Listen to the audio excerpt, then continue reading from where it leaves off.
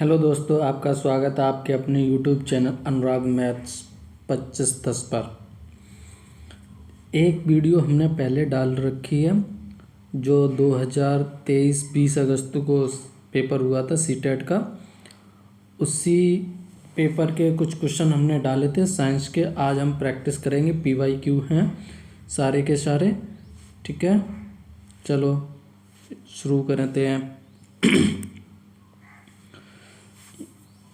आज का जो सिलेबस है यानी कि साइंस है और मल्टीपल चॉइस क्वेश्चन है पहले की तरह। नेक्स्ट, पहला प्रश्न, मछली में क्लोम गिल का कार्य होता है। फर्स्ट ऑप्शन यानी कि गिल का यानी कि गलफड़े का कार्य क्या होता है मछली में?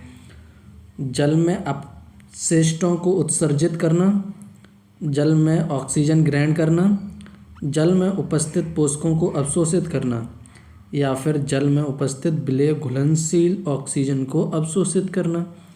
चलो राइट आंसर बताएंगे। तो इसका राइट आंसर हो जाएगा 4। ठीक है, क्योंकि मछलियां जो अपने श्वसन लेती हैं पानी में तो वो गलफड़ों की सहायता से लेती हैं। यही इसका राइट आंसर हो जाएगा। आंसर नंबर 4 करेक्ट है। अगला क्वेश्चन नंबर 2, सही कथन को पहचानिए। ठीक है, ऐसे क्वेश्चन बहुत देखने को मिलेंगे। सही कथन को पहचानिए, ये ज़्यादातर पेडागोजी में ज़्यादातर पूछे जाते हैं। ऑप्शन नंबर फर्स्ट पढ़ो। उत्तल दर्पण सीधा प्रतिबिंब बनाता है और उल्टा प्रतिबिंब बनाता है। ऑप्शन दूसरा, दर्पण सदैव सीधा प्रतिबिंब बनाता है। ऑप्शन तीसरा, दर्पण सीधा प्रतिबिंब भी बनाता है और दर्पण उल्टा भी बनाता है। चौथा, दर्पण सदैव उल्टा प्रतिबिंब बनाता है। बताओ कौन सा करेक्ट होगा? तो इसका करेक्ट हो जाएगा पहला। ठीक है, अगला क्वेश्चन नंबर 3, चींटी के दंश यानी कि डंक में निम्नलिखित में से कौन सा अम्ल होता है? यानी कि चींटी के डंक में कौन सा अम्ल पाया जाता है? एसिटिक अम्ल पाया जाता है, एस्कॉर्बिक अम्ल पाया जाता है, या फॉर्मिक एसिड, या फिर ऑक्सैलिक एसिड? कौन सा एसिड पाया जाता है बताओ? ये तो सभी को पता है। तो लाल वाली चींटी के में पाया जाता है ये फॉर्मिक एसिड। कौन सी चींटी? लाल। ठीक है, और आज बात करेंगे एसिटिक एसिड की। तो ये पाया जाता है सिरका में। किसमें? सिरका में। ठीक है ना।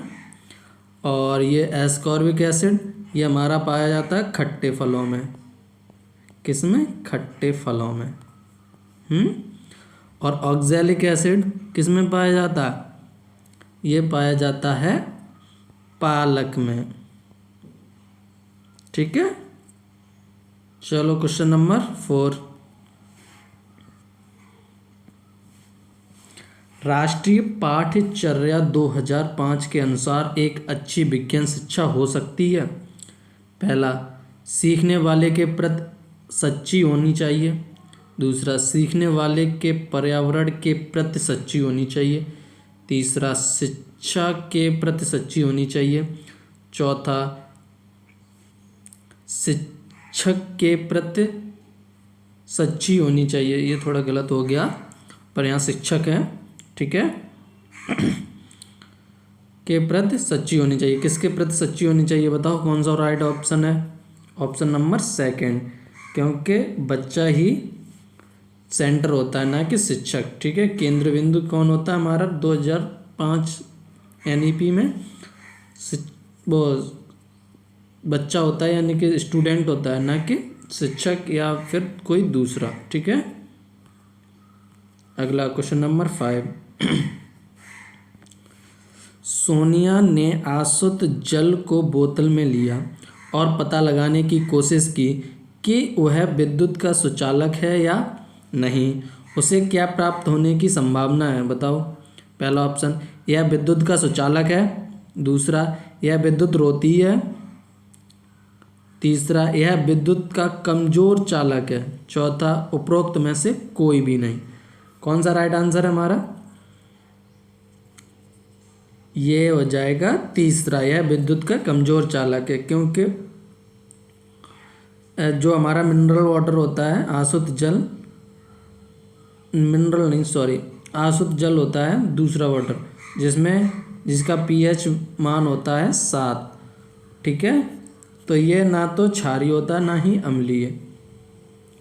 अगला question number 6। Red data book का रिकॉर्ड रखती है। रेड डाटा बुक क्या रिकॉर्ड रखता है? विलुप्त प्रजातियों का रिकॉर्ड रखता है, या वनस्पतियों का रिकॉर्ड रखता है, या पशु वर्गों का रिकॉर्ड रखता है, या संकटापन्न प्रजातियों का रिकॉर्ड रखता है? कौन सा रिकॉर्ड रखता है बताओ? ये तो सभी को पता है ना, ये रखता है संकटापन्न प्रजातियों का रिकॉर्ड। ठीक है, अगला क्वेश्चन नंबर 7। ईस्ट का उपयोग किसके उत्पादन में किया जाता है? ईस्ट यानी कि खमीर भी बोलते हैं इसे, क्या बोलते हैं? खमीर। ठीक है, इसका उपयोग किस में किया जाता है? दही बनाने में किया जाता है क्या? चीनी बनाने में, साधारण नमक बनाने में, या अल्कोहल? बताओ किस में बनाने में किया जाता है? तो ये हो जाएगा ऑप्शन नंबर 4 करेक्ट, अल्कोहल बनाने में। ठीक है, और ईस्ट का उपयोग एक और चीज़ बनाने में होता है, बेकरी। ठीक है, बेकरी, ये गलत हो गया, बेकरी प्रोडक्ट बनाने में, जैसे ब्रेड और टोस्ट वगैरह हो जाते हैं वो चीज़। ठीक है, क्वेश्चन नंबर 8। कोई विज्ञान शिक्षिका अपने छात्र का विभिन्न प्रक्रमण कौशलों में मूल्यांकन करना चाहती है।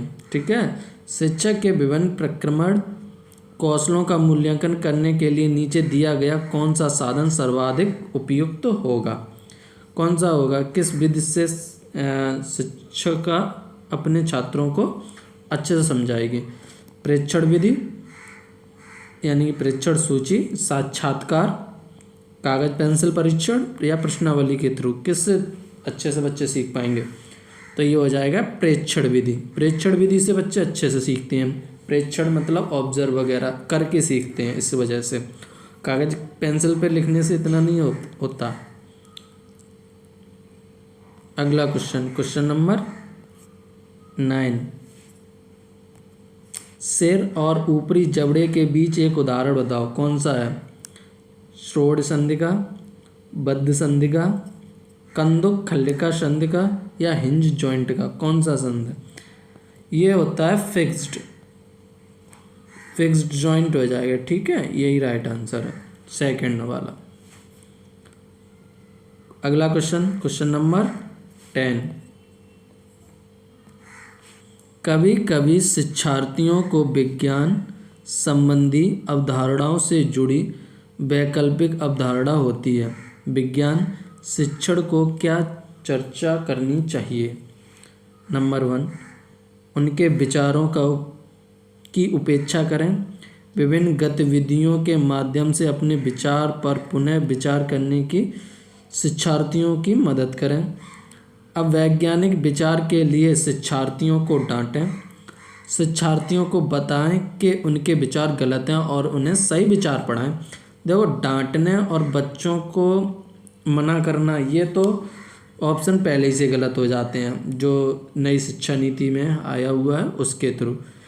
ठीक है, तो इसका करेक्ट आंसर हो जाएगा सेकंड। अब बचे दो में से ये वाला सही हो जाएगा। विभिन्न गतिविधियों के ये बहुत ही ज़्यादा पॉजिटिव लाइन है ये वाली। अब मैंने तो अंडरलाइन करने की जगह वो से पूरा रफ कर दिया, अंडर कर दिया। विभिन्न गतिविधियों के माध्यम से, ये बहुत पॉजिटिव वर्ड है। ठीक है, इसको ध्यान में रखना। Question number next 11। जब जल तरल से गैसीय चर्चा में रूपांतरित होता है तब निम्न में से कौन सा एक बदलाव होता है? बताओ। कणों की दूरी में बदलाव आएगा, कणों के रंग में बदलाव आएगा, कणों के आकार में बदलाव आएगा, या इनमें से कोई नहीं? कौन सा होगा राइट आंसर बताओ? इसका राइट आंसर हो जाएगा फर्स्ट, क्योंकि जब भी किसी कोई भी माध्यम या कोई भी पदार्थ गैसीय माध्यम में जाएगा तो उसके जो अणु यानी कि कण हैं वो बहुत दूर दूर हो जाएंगे, तो कणों के बीच की दूरी बहुत ज़्यादा हो जाती है। ठीक है, अगला लास्ट क्वेश्चन है आज का हमारा, ये क्वेश्चन नंबर 12। अच्छी विज्ञान शिक्षा को बच्चों के प्रति ईमानदार होनी चाहिए का अर्थ है कि वह विज्ञान जो हम पढ़ाते हैं, ठीक है, यानी कि एक अच्छी विज्ञान शिक्षा को बच्चे के प्रति ईमानदार होना चाहिए। तो इसका यानी कि जो हम पढ़ाते हैं उनमें से कौन सी विज्ञान शिक्षा है जो बच्चों के प्रति ईमानदार होती है, वो हमें इसमें से ऑप्शन जो सही होगा ज़्यादा उसे हम टिक करेंगे। बच्चे के परिवेश से जुड़ा होना चाहिए, कोई ऐसा कुछ नहीं है। विज्ञान की विषय वस्तु के सार्थक पक्षों को संप्रेषित करना चाहिए, ऐसा भी कुछ नहीं है। बच्चों को समझ आने योग्य होनी चाहिए। बच्चों को सीखने की प्रक्रिया के कौशलों में शामिल करना चाहिए। तो इसका करेक्ट आंसर हो जाएगा तीसरा, क्योंकि बच्चों को जो समझ में आएगी वैसी हमें विज्ञान शिक्षा पढ़ानी चाहिए। ठीक है, और आज की वीडियो यही लास्ट क्वेश्चन था आज का। ये हमारा यूट्यूब चैनल है, और नेक्स्ट